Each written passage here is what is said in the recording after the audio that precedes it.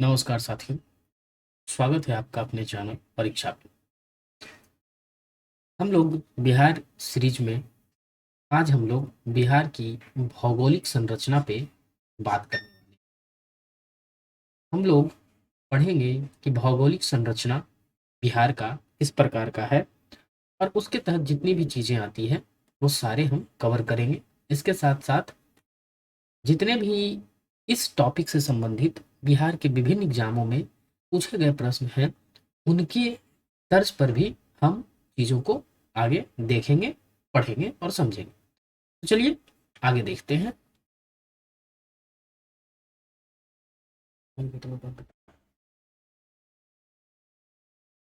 बिहार की भौगोलिक स्थिति।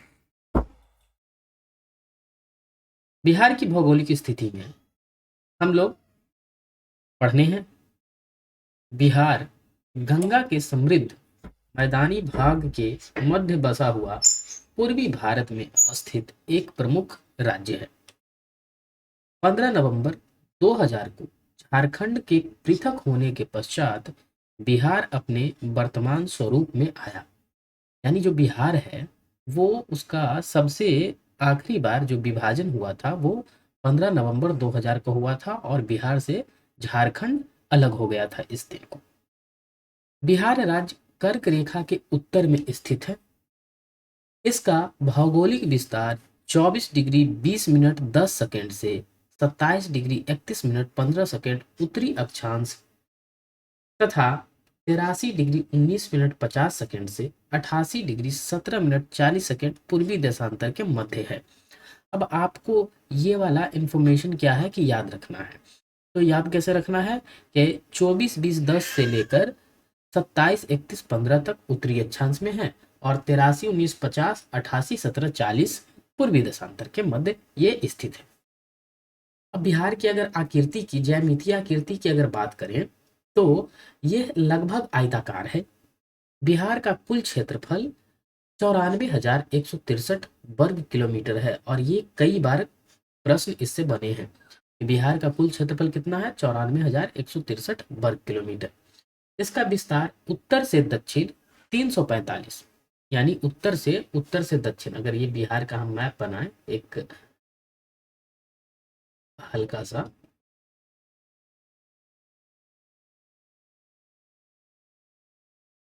तो ये उत्तर से जो दक्षिण का विस्तार है ये वाला, ये कितना है? 345 वर्ग किलोमीटर। और जो पूरब से पश्चिम का विस्तार है ये है 400, ये वाला विस्तार ये है 483 किलोमीटर। तो इसे भी आप ध्यान रखेंगे। तो 483 किलोमीटर है। ठीक है। क्षेत्रफल की दृष्टि से बिहार भारत का कैमा है? 12वां स्थान रखता है। भारत का 12वां राज्य है। जबकि जनसंख्या के अकॉर्डिंग कौन सा है? तो जनसंख्या के अकॉर्डिंग तीसरा है। जो भारत के कुल क्षेत्रफल का लगभग 2.86% है। यानी प्रतिशतता में कितना है? 2.86। अब यहाँ पे देख लीजिए कि ये दिया गया है बिहार का मैप। तो अक्षांशीय विस्तार, देशांतरीय विस्तार, इसकी चर्चा हम लोग आगे भी करेंगे। चलिए आगे बढ़ते हैं। अब देखिए यहाँ पे जो मैप की बात हुई है तो आगे वाले मैप में हम उस चीज को समझेंगे कि पटना राजधानी से कितने इसके जिले टच करते हैं, अंतर्राष्ट्रीय सीमा से कितने टच करते हैं, वो सभी। चलिए आगे बढ़ते हैं फिलहाल। तो देखिए बिहार की भौगोलिक स्थिति क्या है। 2011 की जनगणना के अनुसार बिहार राज्य की जनसंख्या 10,38,04,637 है, जो भारत की कुल जनसंख्या की दृष्टि से बिहार की देश में तीसरा सबसे बड़ा राज्य है। ठीक है। समुद्र तल से बिहार की औसत ऊंचाई लगभग 53 मीटर यानी 173 फीट है। अब आपको कमेंट करना है कि बिहार जो है जनसंख्या की दृष्टि से तीसरा सबसे बड़ा है, तो पहला और दूसरा कौन सा है? तो पहला में तो यूपी है, दूसरा आप हमें कमेंट कीजिए। समुद्र तटीय क्षेत्र से बिहार की दूरी लगभग 200 किलोमीटर है। यानी ऊंचाई 53 मीटर यानी 173 फीट और दूरी 200 किलोमीटर का है। अब सबसे नजदीक जो होगा वो पश्चिम बंगाल का तटीय क्षेत्र होगा। तो आप अनुमान लगा सकते हैं। बिहार की भौगोलिक सीमा का निर्धारण भौगोलिक सीमा का निर्धारण करने वाली नदी कौन कौन सी है? देखिए, गंडक, घाघर, कर्मनाशा तथा गंगा आदि नदियों द्वारा हुआ है। इसका मैदानी भाग कृषि आधारित उद्योग एवं विविध कृषि फसलों के लिए प्रसिद्ध है। प्रकृति संसाधनों की प्रचुरता के कारण यह क्षेत्र प्राचीन काल से ही भारतीय इतिहास में आर्थिक रूप से महत्वपूर्ण रहा है। आगे देखते हैं, बिहार की भूगर्भिक संरचना यानी कि जो यहाँ के जो भूमि है, चट्टान है, वो किस प्रकार के हैं, ये समझेंगे हम यहाँ इसमें। किसी स्थान की भू आकृति, उसकी भूगर्भिक संरचना, उसके निर्माण की प्रक्रिया और विकास की विभिन्न अवस्थाओं का परिणाम होती है। बिहार की भूगर्भिक संरचना में प्री कैम्ब्रियन काल से लेकर चतुर्थ कल्प तक की चट्टान पाई जाती है। अब देखिए, ये प्री कैम्ब्रियन काल, हिमालय का निर्माण कैसे हुआ, ये सब हम ज्योग्राफी का जो स्पेशल पढ़ेंगे ज्योग्राफी विषय को, तब समझेंगे कि किन चट्टानों का निर्माण किस प्रकार से हुआ है। बिहार के दक्षिणी पठार, जो कि छोटा नागपुर पठार का ही भाग है, उसका निर्माण प्री कैम्ब्रियन काल में हुआ।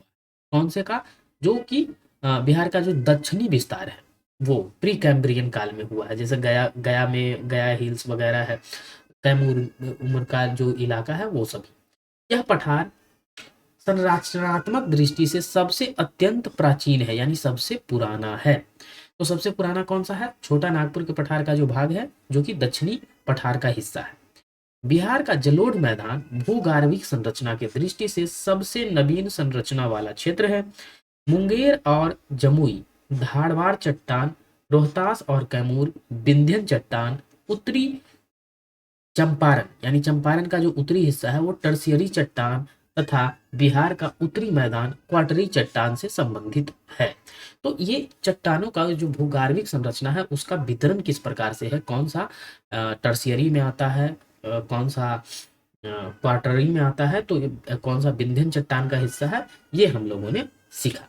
चलिए आगे देखते हैं कि भूगर्भिक संरचना की दृष्टि से बिहार की आधारित चट्टानों को 4 भागों में विभाजित किया जाता है। कौन कौन से? धारवाड़ चट्टान, विंध्यन चट्टान, टर्शियरी चट्टान और क्वाटरनरी चट्टान। तो इससे भी प्रश्न आपसे बन सकता है कि बताइए कि निम्नलिखित में से कौन सा चट्टान बिहार में पाया जाता है, और इसमें से 3 रहेंगे, कोई एक नहीं रहेगा। तो इस तरह की क्वेश्चन भी बनते हैं। अब देखिए, धारवाड़ चट्टान। धारवाड़ चट्टान की विशेषता जानते हैं और वो बिहार के किन किन हिस्सों में पाया जाता है। तो धारवाड़ चट्टान की जो है निर्माण वो प्री कैम्ब्रियन युग में हुआ। किस युग में? प्री कैम्ब्रियन युग में। धारवाड़ क्रम की चट्टानें बिहार के दक्षिण पूर्व में कहाँ कहाँ? जमुई, धारवाड़ कहाँ? जमुई, नवादा, मुंगेर की पहाड़ी, खड़गपुर की पहाड़ी, राजगीर एवं बोधगया आदि क्षेत्रों में पाया जाता है। अब आप क्या करेंगे कि एक खाली मैप लेंगे बिहार का, इस तरह का मैं ऐसे ही बना दे रहा हूँ। खाली मैप लेंगे इस तरह का बिहार का, और उसमें इन जगहों को क्या करेंगे, आप ड्रॉ करके देखेंगे कि कहाँ कहाँ पे ये है। जैसे मुंगेर, मुंगेर की पहाड़ी है, नवादा, ठीक है ना, नवादा इस तरह होगा, गया यहाँ पे होगा, तो इस तरह राजगीर, इन सबको ड्रॉ करेंगे, तब आपके माइंड में ये चीज़ें ज़्यादा दिन तक रह पाएगी, और कुछ कुछ चीज़ें तो हमेशा के लिए रह जाएंगी। अब आगे देखते हैं, इसमें सिस्ट, नीस, ग्रेनाइट, फाइलाइट एवं क्वार्टजाइट आदि खनिज तत्वों की प्रधानता होती है। कौन कौन से? सिस्ट, नीस, ग्रेनाइट, फाइनाइट, क्वार्टजाइट खनिज तत्वों की प्रधानता होती है। किसमें? धारवाड़ चट्टान में। धारवाड़ चट्टान का वितरण कहाँ कहाँ है? जमुई, नवादा, मुंगेर, खड़गपुर की पहाड़ी, राजगीर, बोधगया आदि क्षेत्रों में। ये चट्टानें जीवाश्म रहित होती है, यानी इसमें जीवाश्म नहीं होता है ना। तो जो धारवाड़ चट्टान है वो कैसे चट्टान है? जीवाश्म रहित, इसमें जीवाश्म की संभावना नहीं होती है, परंतु इसका आर्थिक महत्व अधिक होता है, क्योंकि इसमें कोबाल्ट, मैग्नीज, अभ्रक, क्रोमियम आदि निक्षेप पाए जाते हैं। यानी कि कौन कौन सा धातु पाया जाएगा? कोबाल्ट, मैग्नीज, अभ्रक, कैम्ब्रियन, क्रोमियम आदि पाए जाते हैं। अब देखिए, इसमें सिस्ट, नीस, ग्रेनाइट एवं क्वार्टजाइट आदि खनिज तत्वों की प्रधानता होती है, और ये चट्टान जीवाश्म रहित होती है, परंतु इसका आर्थिक महत्व अधिक होता है, क्योंकि इसमें वो ऊपर वाला ही नीचे टाइप हो गया है गलती से, तो आप इसे इग्नोर करेंगे। चलिए आगे बढ़ते हैं। अगला जो हमारा है वो है विंध्यन चट्टान। ठीक है, तो विंध्यन चट्टान के बारे में हम लोग जानते हैं। इसका निर्माण भी प्री कैम्ब्रियन में हुआ था, क्वार्टजाइट का भी हुआ था और ये प्री कैम्ब्रियन में इसका भी हुआ है। विंध्यन क्रम की चट्टान बिहार के दक्षिण पश्चिम एरिया जैसे सोन नदी का एरिया, उत्तर में कैमूर तथा रोहतास आदि क्षेत्रों में पाई जाती है। कैमूर पठार को रोहतास के पठार के नाम से भी जाना जाता है, यानी कैमूर पठार का दूसरा नाम क्या है? रोहतास पठार। विंध्यन क्रम की चट्टान को दो वर्गों में बांटा जा सकता है। सॉरी, पहला है निचला विंध्यन और दूसरा है ऊपरी विंध्यन। देखिए, निचला विंध्यन जो है वो सेमरी क्रम की चट्टानें एक संकीर्ण पट्टी के रूप में सोन नदी के उत्तर में है, यानी ये रोहतास जिले में पाई जाती है। कौन से जिले में? तो निचला जो विंध्यन है वो कौन सा है? रोहतास जिले में पाई जाती है। यह क्षेत्र चूना पत्थर, बलुआ पत्थर तथा शैल आदि खनन के लिए प्रमुख क्षेत्र है। कच्चे माल की उपलब्धता के कारण इस क्षेत्र में सीमेंट उद्योग का विकास हुआ। अब जहाँ पे उसके जो मूल तत्व पाए जाएंगे वहीं पे तो आपको कमेंट करना है कि जो सीमेंट उद्योग था बिहार में, अभी तो फिलहाल बंद है, तो ये उस जगह का नाम बताना है। तो आपको हिंट तो मिल गया कि रोहतास जिले में ही होगा, तो कौन सा है ये आप कमेंट करेंगे हमें।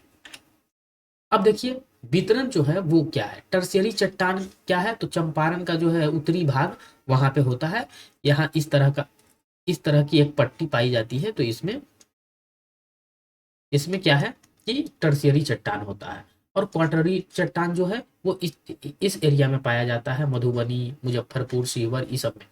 और जो गंगा नदी है यहाँ से मैदानी क्षेत्र शुरू होता है, तो लगभग जगह जो मैदानी क्षेत्र ही है।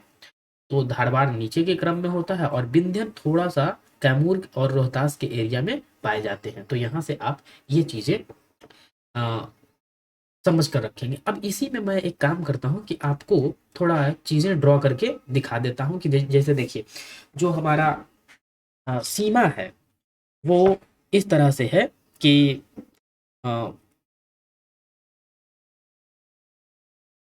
राज्य की सीमा नेपाल से लगती है। और तो हमें कभी कभी क्वेश्चन आ जाता है मिलान करने के लिए कि नेपाल के सीमा से कितने जिले लगते हैं। तो नेपाल के सीमा से 7 जिले लगते हैं।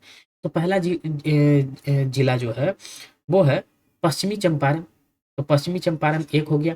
उसके बाद है पूर्वी चंपारण। उसके बाद है सीतामढ़ी तीसरा। सीतामढ़ी के बाद है मधुबनी के बाद है सुपौल के बाद है अररिया और अररिया के बाद है लास्ट में किशनगंज। ठीक है, तो ये 7 जो जिले हैं वो ये वाला एरिया जो है वो नेपाल का है, तो नेपाल से लगते हैं। ठीक है, तो अंतर्राष्ट्रीय जो सीमा है उससे कितने जिले लगते हैं? तो हमारा आंसर हो जाएगा कि 7 जिले लगते हैं टोटल। उसके बाद है कि अब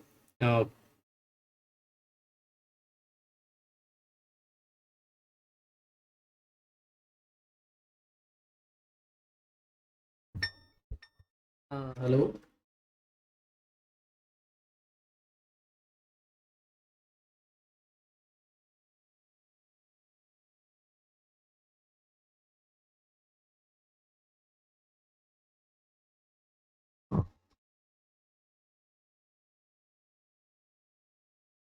इसके बाद हम समझते हैं कि हमारा जो है उत्तर प्रदेश, यानी कि पूरब में जो है वो उत्तर प्रदेश है। ठीक है ना? सॉरी, पश्चिम में उत्तर प्रदेश है और पूरब में पश्चिम बंगाल है। और ये जो हमारा दक्षिण हो जाएगा, उत्तर में नेपाल है, दक्षिण में झारखंड है। ठीक है ना? तो सभी से हम देख लेते हैं कि कौन कौन सा जिला लगता है। तो पहले देखते हैं हम उत्तर प्रदेश से 8 जिले लगते हैं। पश्चिमी चंपारण, गोपालगंज, सिवान, सारण, भोजपुर, बक्सर, कैमूर और रोहतास। तो ये 8 जिले लगते हैं। टोटल कितने हैं? 8। उसी तरह झारखंड से कौन कौन लगेंगे? तो झारखंड से लगेंगे आपके रोहतास, औरंगाबाद, गया, नवादा, जमुई, बांका और भागलपुर। पश्चिम बंगाल से 3 राज्य लगते हैं, किशनगंज, पटना, कटिहार। ठीक है, तो ये हमारे विस्तार हो गए। अब कुछ कुछ ऐसे हैं जो कि आपको इंपॉर्टेंट चीजें, क्षेत्रफल की दृष्टि से सबसे बड़ा पश्चिम चंपारण है। उसके बाद है कि सबसे दक्षिणी जिला जो है वो गया है हमारा, यहाँ पे सबसे दक्षिणी जिला। अब आपसे सबसे उत्तरी जिला पूछेगा तो यहाँ हो जाएगा पश्चिमी चंपारण ही हो जाएगा। सबसे पूर्वी जिला पूछेगा तो आपका रोहतास हो जाएगा। और सबसे पूर्वी जिला हो जाएगा किशनगंज और पश्चिमी जिला हो जाएगा रोहतास। तो इतनी जानकारियां आप इससे याद रखेंगे। आगे देखते हैं ऊपरी विंध्यन क्रम। ऊपरी विंध्यन क्रम के अंतर्गत कैमूर क्रम की चट्टानें रोहतास एवं कैमूर जिले में पाई जाती है। इसमें बालू पत्थर, शैल, कंग्लोमरेट तथा क्वार्टजाइट आदि खनिज पाए जाते हैं। कैलोमाइट होगा यहाँ पे। पाइराइट के उत्पादन में बिहार अग्रणी राज्य है। बिहार में आमझोर जो कि रोहतास जिले में है, कहाँ आमझोर, पाइराइट उत्पादन के लिए प्रसिद्ध है। जहाँ के पाइराइट में गंधक की मात्रा लगभग 40% तक होती है। पाइराइट का उपयोग सल्फ्यूरिक अम्ल, कागज, रबड़ तथा चीनी आदि उद्योगों में किया जाता है। तो पाइराइट उद्योग में अग्रणी है कौन सा राज्य? तो हमारा बिहार। और उसमें कहाँ पाया जाता है? तो ये पाया जाता है आमझोर, यानी रोहतास जिले में आमझोर जगह पे। अब है कि विंध्यन क्रम की चट्टानें सामान्यतः जीवाश्म विहीन होती है, यानी इसमें जीवाश्म नहीं पाए जाते हैं। किंतु कैमूर क्रम की चट्टाने के नीतल में कार्बनिक पदार्थ की उपस्थिति से वनस्पति जीवन के कुछ संकेत मिलते हैं। इस चट्टानों का प्रयोग सासाराम में स्थित शेर शाह सूरी के मकबरे, सारनाथ के स्तूप, दिल्ली के लाल किले एवं जामा मस्जिद के निर्माण में हुआ है। ठीक है, आगे बढ़ते हैं। उसके बाद है टर्शियरी चट्टान। टर्शियरी चट्टान जो है यहाँ ट होगा। टर्शियरी चट्टान हिमालय के दक्षिण में शिवालिक पर्वत श्रेणी में पाई जाती है। इसका निर्माण टर्शियरी कल्प के मायोसीन से लेकर क्वाटरनरी कल्प के आरंभ प्लेसिटोसीन तक हुआ है। ये कल्प के नाम है, ठीक है ना। तो कल्प युग ये सब है ना, ये हम ज्योग्राफी जब शुरुआत से पढ़ेंगे तो पढ़ेंगे कि क्या होता है मायोसीन, ये सब। बिहार के उत्तर पश्चिमी भाग में स्थित सोमेश्वर की पहाड़ी तथा दून घाटी बाह्य हिमालय या शिवालिक पर्वत श्रेणी का भाग है। इसमें कांग्लोमरेट, बालू पत्थर तथा चूना पत्थर आदि के निक्षेप पाए जाते हैं। इसका निर्माण टेथित सागर के अवसादों के निक्षेप से होने के कारण इसमें खनिज तेल के संचित भंडार। अब टेथित सागर क्या है, ये आप ज्योग्राफी में जब पढ़ेंगे, गोंडवाना लैंड, और जब अफ्रीका महाद्वीप से आया तो हिमालय का निर्माण हुआ, उसके बीच में जो सागर थे उसके अवसाद से ना मैदान का निर्माण हुआ। तो इन सब चीज़ों को हम लोग उसमें ज्योग्राफी वाले सेक्शन में पढ़ेंगे जब हम भारत का भूगोल पढ़ रहे होंगे। तो चलिए आगे देखते हैं बिहार का मैदान। अब बिहार के मैदान की चर्चा है। गंगा के मैदान का ही भाग है। बिहार का मैदान गंगा का ही मैदान है। क्वाटरनरी कल्प की चट्टानें परतदार होती हैं, जिनका निर्माण वर्तमान में भी जारी है। इसका निर्माण जलोढ़, बालू, बजरी, पत्थर और कांग्लोमरेट से बनी चट्टाने से हुआ है। यह अत्यंत मंद ढलवा वाला मैदान है। इसकी गहराई 1000 मीटर से 1500 मीटर के मध्य, यद्यपि कहीं कहीं इससे अधिक भी गहराई पाई जाती है। आगे देखते हैं कि बिहार की भौतिक संरचना। बिहार की भौतिक संरचना कैसे है। बिहार राज्य को एक मैदानी भूभाग के रूप में जाना जाता है, यानी कि ज्यादातर भाग जो है बिहार का वो मैदान का है, गंगा के मैदान का। यहाँ पर पर्वत, पठार, झील, दलदल तथा मैदान आदि लगभग सभी प्रकार की भू आकृतियां पाई जाती है। बिहार के उत्तर पश्चिमी में शिवालिक पर्वत श्रेणी, मध्य में बिहार का शिवालिक मैदान तथा दक्षिण का संकीर्ण पठारी क्षेत्र भू आकृति विविधता उत्पन्न करते हैं। बिहार की भौतिक संरचना का निर्माण करते हैं। बिहार की भौतिक संरचना का निर्माण अलग अलग युगों में विभिन्न प्रकार के चट्टानों से हुआ है। भौतिक संरचना या उच्चावच के आधार पर बिहार की 3 प्राकृतिक प्रदेशों में विभाजित किया जा सकता है। कौन कौन से हैं? तो पहला जो है वो शिवालिक के पर्वतीय क्षेत्र हैं। बिहार के उत्तर पश्चिमी भाग में लगभग 932 वर्ग किलोमीटर में शिवालिक पर्वत श्रेणी का विस्तार है। इस पर्वतीय क्षेत्र की औसत ऊंचाई 80 से 850 मीटर तक है तथा स्थानीय उच्चावच के आधार पर इसे 3 उपभागों में विभाजित किया गया है। पहला सोमेश्वर की श्रेणी, दूसरा हरहा घाटी या दून घाटी और तीसरा रामनगर दून की पहाड़ी। तो चलते हैं सोमेश्वर श्रेणी को पढ़ते हैं। यह बिहार का सबसे उत्तरी श्रेणी है। इसका विस्तार पश्चिम में त्रिवेणी नहर से पूर्व में भिखना ठोरी दर्रे तक है। इसकी लंबाई 75 किलोमीटर तथा चौड़ाई 5 से 6 किलोमीटर है। इसका शीर्ष भाग नेपाल से अलग करता है, यानी इसका शीर्ष भाग नेपाल से बिहार को अलग करता है। इसकी सर्वोच्च चोटी जो है किसका, सोमेश्वर श्रेणी का 880 मीटर है, जिस पर सोमेश्वर किला अवस्थित है।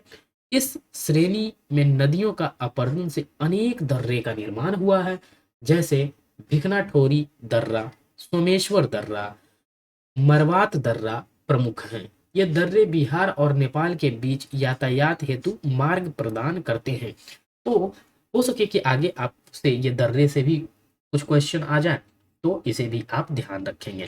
चलिए आगे देखते हैं हरहा घाटी या दून घाटी। हरहा घाटी या दून घाटी क्या है? सोमेश्वर श्रेणी तथा रामनगर दून के मध्य स्थित घाटी को हरहा घाटी या दून घाटी कहते हैं, जिसका लंबाई लगभग 24 किलोमीटर है। अब देखिए, आप घाटी तो जानते हैं कि दो इस तरह का दो पहाड़ है, इसके बीच से आने का जो रास्ता होता है उसी को कहते हैं घाटी या दर्रा। तो चलिए आगे देखते हैं। रामनगर दून की पहाड़ी सोमेश्वर श्रेणी के दक्षिण में स्थित है। इसकी लंबाई 32 किलोमीटर तथा चौड़ाई 8 किलोमीटर है। इसका कुल क्षेत्रफल 214 वर्ग किलोमीटर है। इसकी अधिकतम ऊंचाई संतपुर के निकट 242 मीटर है। कौन सा, कहाँ, जगह का नाम आपको ध्यान रखना है, संतपुर। ठीक है, आगे देखते हैं। बिहार का मैदानी क्षेत्र। बिहार का मैदानी क्षेत्र उत्तर में नेपाल से लेकर दक्षिण में छोटा नागपुर पठार की उत्तरी सीमा तक विस्तृत है। इसका लगभग 95% भाग मैदानी है, जो गंगा तथा उसकी सहायक नदियों द्वारा लाए गए अवसादों के निक्षेप से निर्मित है। इसका क्षेत्रफल लगभग 90,650 किलोमीटर है तथा समुद्र तल से इसकी औसत ऊंचाई 60 से 120 मीटर तक की है। इसकी तो मैदानी भाग जो है उसकी। इस मैदान का ढाल सर्वत्र एक समान एवं धीमा है, यानी जो 6 सेंटीमीटर प्रति किलोमीटर है, यानी कि 1 किलोमीटर दूरी जाएंगे तो 6 सेंटीमीटर ये नीचे आएगा। तो इस तरह का बहुत धीमा ढलान है इस तरह का। ठीक है, पश्चिम में इस मैदान की चौड़ाई पूर्व की अपेक्षा अधिक है तथा इसका ढाल पश्चिम से पूर्व की ओर है, यानी पश्चिम से पूर्व की ओर है। गंगा नदी बिहार के मैदान को 2 भागों में विभाजित करती है। अब कौन कौन? उत्तर बिहार के मैदान, इसका क्षेत्रफल 56,980 वर्ग किलोमीटर है। इसका, इस मैदान का, उत्तर बिहार के मैदान का, यह हिमालय की तराई क्षेत्र से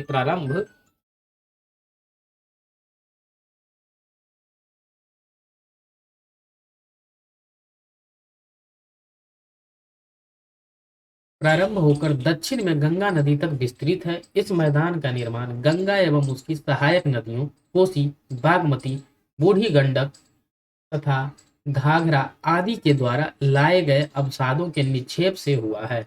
इसका ढाल उत्तर से दक्षिण की ओर तथा उत्तर पश्चिम से दक्षिण पूर्व की ओर है। 2 नदियों के मध्य स्थित क्षेत्र को दोआब कहते हैं, यानी 2 नदी है और जहां पे वो मिलती है उस क्षेत्र को दोआब कहते हैं। इस मैदान को नदियों ने विभिन्न दोआब क्षेत्रों में विभाजित किया, जो कि निम्नवत है। महानंदा कोसी दोआब, कोसी गंडक दोआब, गंडक घाघरा दोआब।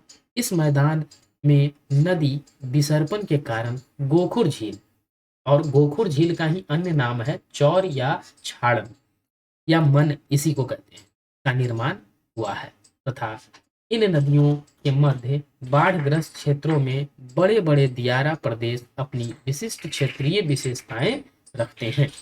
उत्तरी बिहार का मैदान गंडक, कोसी और महानंदा आदि नदियों द्वारा लाई गई रेत और मिट्टी से निर्मित जलोढ़ पंख का क्षेत्र है, जहां पर ये नदियां प्रवाह मार्ग बदलती रहती हैं। उत्तर बिहार के मैदान का विस्तार भागलपुर, सहरसा, पूर्णिया, सारण, गोपालगंज, मधुबनी, सिवान, पूर्वी चंपारण तथा पश्चिमी चंपारण, दरभंगा तथा मुजफ्फरपुर जिले में है। कौन कौन जगह पे उत्तर बिहार का जो विस्तार है वो है। आप उधर पूरब से ले लेते हैं, भागलपुर, सहरसा, पूर्णिया, सारण, गोपालगंज, मधुबनी, सिवान, पूर्वी चंपारण, पश्चिमी चंपारण, दरभंगा तथा मुजफ्फरपुर जिलों में है। क्षेत्रीय भिन्नता के आधार पर इस मैदान को 4 भागों में विभाजित किया गया है। 4 भागों में कौन सा? भाबर या उपतराई क्षेत्र, बांगर, खादर, चौर या मन। तो चलिए आगे देखते हैं।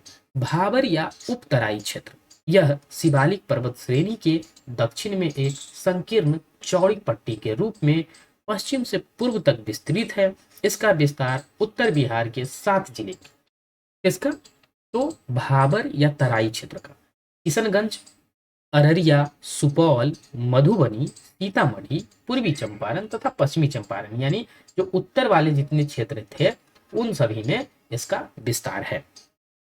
इसके दक्षिण में उपतराई क्षेत्र विस्तृत है, जो कि एक दलदली क्षेत्र है। पूर्वी क्षेत्र में वर्षा की अधिकता के कारण इसका विस्तार पश्चिम की अपेक्षा पूर्व में अधिक हुआ है। यानी सबसे ज्यादा जो होता है वर्षा वो होता है किशनगंज में, ठीक है ना। तो पूरब से पश्चिम की ओर बढ़ेंगे और उत्तर से दक्षिण की ओर बढ़ेंगे तो वर्षा की मात्रा क्या है बिहार में घटती है। तो आप ये ध्यान में रख सकते हैं। आपको ध्यान में रखना है, देखिए भाबर और उपतराई क्षेत्र, तराई क्षेत्र जो होता है हिमालय के जो नीचे है, तो हिमालय के नीचे जो क्षेत्र है बिहार का वो उत्तर वाला ही एरिया है। तो अगर आपको ऑप्शन मिलता है तो कोई दक्षिण का रहेगा जो एरिया, उसको एकदम से काट देना है, क्योंकि जो भाबर या तराई क्षेत्र होगा वो उत्तरी एरिया होगा। तो इसके मैप से भी आप ध्यान रखेंगे।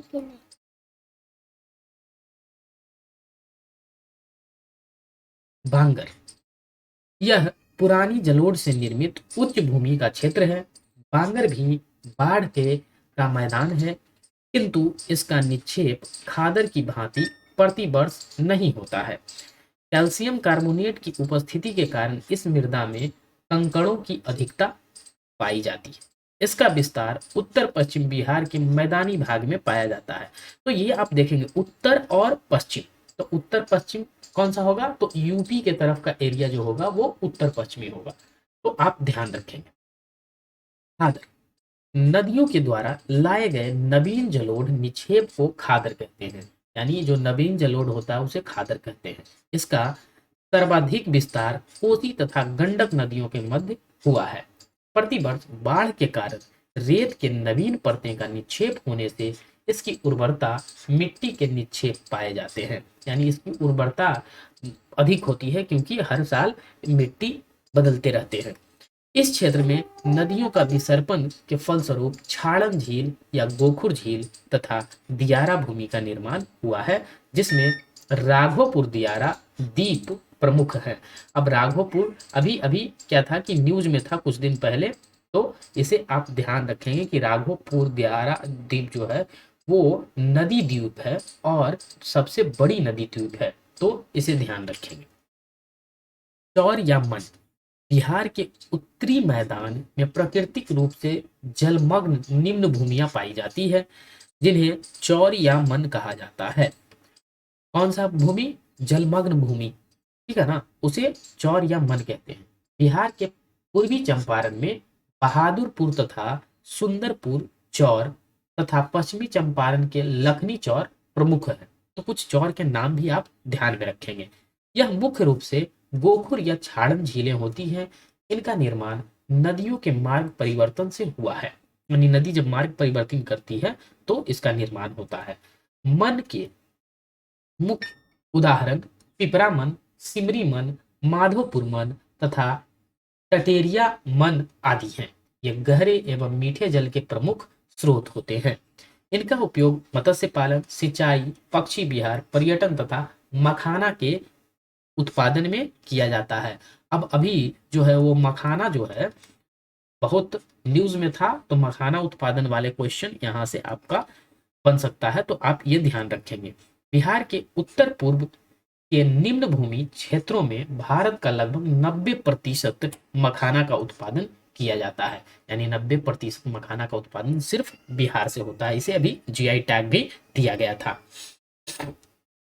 दक्षिण बिहार का मैदान, इसका क्षेत्रफल 33,670 वर्ग किलोमीटर है। कितना? 33,670 वर्ग किलोमीटर। इसका विस्तार गंगा नदी के दक्षिण से लेकर छोटा नागपुर पठार के उत्तरी भाग तक है। इस मैदान की चौड़ाई पश्चिम से पूरब की ओर घटती जाती है, यानी जब पश्चिम से पूरब की ओर जाएंगे तो यह घटता जाएगा। इसका निर्माण बिहार के दक्षिण में स्थित पठार एवं पहाड़ियों से होकर बहने वाली नदियों द्वारा लाई गई बलुई मिट्टी के निक्षेप से हुआ है। इससे तो जो आपका उधर से पठारी नदियां आती हैं तो वो अपने साथ जो मिट्टी और बलुई मिट्टी कंकड़ वगैरह लाती हैं उनसे हुआ है। दक्षिण बिहार का मैदान मुख्यतः समतल है, किंतु Gaya 266 meter, Rajgir 477 meter, Kharagpur 510 meter और गिरियक और बराबर की पहाड़ियां इसकी एकरूपता को भंग करती है। लगभग समतल है लेकिन ये सब यहाँ पे कुछ पहाड़ियां पाई जाती है तो ये उसकी एकरूपता को भंग करती है, कहीं ऊबड़ कहीं खाबड़ है। इस मैदान में कहीं कहीं छोटा नागपुर पठार के बाहरी भाग पहाड़ियों के रूप में पाए जाते हैं, जैसे रामशिला, जेठियन, प्रेतशिला, बिहार शरीफ की पीर पहाड़ी आदि प्रमुख हैं। और यहाँ से जो क्वेश्चन है वो बना भी है कि जो निम्नलिखित में से कौन सी पहाड़ी गया में अवस्थित है, तो इसे आप ध्यान रखेंगे। दक्षिण बिहार के नदियों के निक्षेप से प्राकृतिक तटबंध का निर्माण हुआ है। पठारों एवं पहाड़ियों की ओर से आने वाली नदियां गंगा नदी में सीधे न मिलकर उसे के समानांतर प्रवाहित होती है। इस नदियों में पुनपुन, क्यूल तथा फल्गु आदि प्रमुख हैं। फल्गु नदी गंगा में प्रवाहित होने से पहले ही ताल क्षेत्र में समाप्त हो जाती है। इस प्राकृतिक तटबंध के दक्षिण में जलमग्न निम्न भूमियां पाई जाती है, जिन्हें ताल या तालाब कहते हैं। तो ज्यादातर आपको ताल या ताल मिलेगा, ठीक है ना। ताल क्षेत्र पटना से भागलपुर तक 25 किलोमीटर की चौड़ी क्रमिक रूप से फैली हुई, पटना से लेकर भागलपुर तक एकदम एक रूप से 25 किलोमीटर चौड़ी आपको पट्टी मिलेगी, उसकी फैले हुए हैं। इसके मुख्य उदाहरण निम्नवत हैं: मोकामा टाल, सिंघौल टाल, बड़हिया टाल, मोर टाल तथा कबर टाल। काबर टाल को तो अभी बहुत न्यूज में था, फेमस है, इसे मतलब वेटलैंड भी घोषित किया गया है। मोकामा में क्यूल हरोहर नदी घाटी में विश्व की सबसे बड़ा टाल क्षेत्र पाया जाता है, तो ये पॉइंट भी आप ध्यान रखेंगे। दक्षिण बिहार के मैदान को 3 भागों में विभाजित किया जाता है। दक्षिण बिहार के मैदान को भी सोन गंगा दोआब भोजपुर का मैदान यह सोन नदी के पश्चिम में स्थित है। मगध का मैदान यह सोन एवं क्यूल नदी के मध्य में स्थित है। अंग का मैदानी इसका विस्तार क्यूल नदी से राजमहल पहाड़ी तक है। तो ये है दक्षिण के। अब लास्ट आ जाते हैं हम दक्षिण के संकीर्ण पठारी क्षेत्र में। इस पठारी प्रदेश का विस्तार पश्चिम में कैमूर जिला से लेकर पूर्व में मुंगेर एवं बांका जिले तक है। यह प्रायद्वीपीय भारत का पठार का बाह्य भाग है। यह बिहार के प्राचीनतम भूखंड है, यानी सबसे पुराना, जो कठोर चट्टान से निर्मित है। इसका विस्तार बांका, मुंगेर, जमुई, नवादा, औरंगाबाद, रोहतास तथा कैमूर के दक्षिण भाग तक फैला हुआ है। इसे 2 भागों में विभाजित किया जा सकता है। पहला कैमूर का पठार और दूसरा खड़गपुर की पहाड़ी। कैमूर का पठार यह बिहार के दक्षिण पश्चिम में स्थित विंध्य पर्वत का भाग है। कैमूर का पठार को रोहतास का पठार भी कहते हैं। यह जबलपुर मध्य प्रदेश से प्रारंभ होकर रोहतास, जो कि बिहार तक विस्तृत है, यानी मध्य प्रदेश से लेकर यह रोहतास तक, जबलपुर से लेकर रोहतास तक विस्तृत है। इसकी लंबाई 483 किलोमीटर एवं चौड़ाई 80 किलोमीटर है। किसकी? कैमूर पठार की। इसकी सतह अपरदन के कारण ऊबड़ खाबड़ है तथा इसमें बलुआ पत्थर की अधिकता पाई जाती है, जिसकी औसत ऊंचाई 450 मीटर है। कैमूर का पठार छोटा नागपुर के पठार से सोन नदी द्वारा अलग होती है। अब है अगला खड़गपुर की पहाड़ी। इसकी औसत ऊंचाई 510 मीटर है। यह कोडरमा पठार के उत्तर पूर्व में स्थित है। इसका विस्तार पूर्व में बांका एवं दक्षिण में जमुई तक है। ये धारबाड़ क्रम की चट्टानें हैं, जिनमें स्लेट, क्वार्टिजाइट, बॉक्साइट, चीनी मिट्टी, एवेस्टस तथा बालू पत्थर आदि खनिज की प्रधानता है। अब भौतिक संरचना के आधार पर बिहार को 3 भौगोलिक क्षेत्रों में विभाजित किया गया है। पहला है शिवालिक पर्वत श्रेणी, बिहार के मैदान का दक्षिणी भाग के संकीर्ण पठारी क्षेत्र। प्राकृतिक, सामाजिक एवं सांस्कृतिक एकरूपता के आधार पर प्रोफेसर राम प्रवेश एवं इनायत अहमद ने बिहार को निम्नलिखित 10 भौगोलिक क्षेत्रों में विभाजित किया है, तो इसे भी ध्यान रखेंगे। पहला क्या है, घाघरा गंडक दोआब क्षेत्र, जो कि हमने पढ़ा, कोसी महानंदा दोआब, सोन क्यूल दोआब, तराई क्षेत्र जो कि उत्तरी भाग है, कैमूर का पठार, गंडक कोसी दोआब, कर्मनासा सोन दोआब, पूर्व मध्य बिहार का मैदान और गंगा का दियारा क्षेत्र और अभ्रक प्रदेश। इसी के साथ जो है ये हमारा वीडियो जो होता है वो होता है समाप्त। तो यहाँ से आप एक प्रश्न मैंने आपसे पूछा था कि जो पटना है हमारा, जो कि बिहार की राजधानी है, मैं जो ड्रॉ किया हूँ वो पटना का बाउंड्री है। तो आप यहाँ से आप पहले देखें कि कौन कौन सा राज्य जो है, सॉरी कौन कौन सा जिला पटना से टच करता है बाउंड्री को। तो देखिए अगर एक हम लें तो भोजपुर है, भोजपुर, सारण, वैशाली, समस्तीपुर, बेगूसराय, लखीसराय, नालंदा, जहानाबाद और अरवल। तो ये 9 जो हैं वो जिले टच करते हैं, तो इसे भी आप ध्यान रखेंगे। और ये वीडियो कैसा लगा ये हमें आप ज़रूर कमेंट करके बताइएगा।